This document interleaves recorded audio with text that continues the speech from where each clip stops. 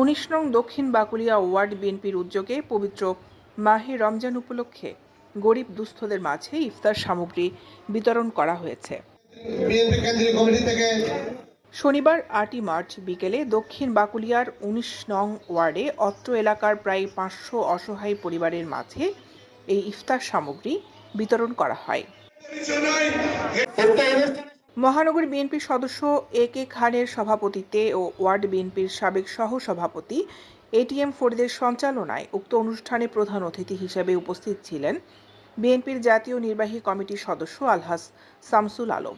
এ সময় আরও উপস্থিত ছিলেন দক্ষিণ বাকুলিয়া ওয়ার্ডের সাবেক কাউন্সিলর ও মহানগর বিএনপির সাবেক সহ-সাধারণ সম্পাদক ইয়াসিন চৌধুরী আসু, ওয়ার্ড বিএনপির সাবেক সাধারণ সম্পাদক এস এম সেলিম, ওয়ার্ড বিএনপির সাবেক সাধারণ সম্পাদক M I Chowdhury Mamun, Firingibazar ward বিএনপির সাবেক সভাপতি আক্তার খান, ওয়ার্ড বিএনপির সাবেক সাধারণ সম্পাদক ইয়াকুব চৌধুরী নাজিম, ওয়ার্ড বিএনপির নেতা নাজু, ওয়ার্ড বিএনপি নেতা নুরুল আলম কালু, বিএনপি নেতা নসু খান, মহানগর যুবদলের যুগ্ম সম্পাদক আসাদুর রহমান টিপু, বাকুলিয়া থানা যুবদলের সাবেক আহ্বায়ক ইয়াকুব খান বাবু, ওয়ার্ড বিএনপি নেতা জাহিদ হোসেন, মহানগর যুবদল নেতা সাইদুজ্জামান রনি, মহানগর স্বেচ্ছাসেবক দলের যুগ্ম সম্পাদক মোহাম্মদ হানিফ, ওয়ার্ড যুবদল নেতা এস এম সাফায়েত সালাম সহ আরো অনেকে।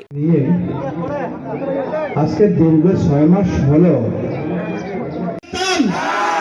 আজকে যদি আওয়ামী লীগ সরকার যদি এই ফ্যাসিস্ট সরকার থাকতো, আপনারা যারা পেয়েছেন আপনি পেয়েছেন ভালো কথা, আপনারা ত্রিশূল পাননি।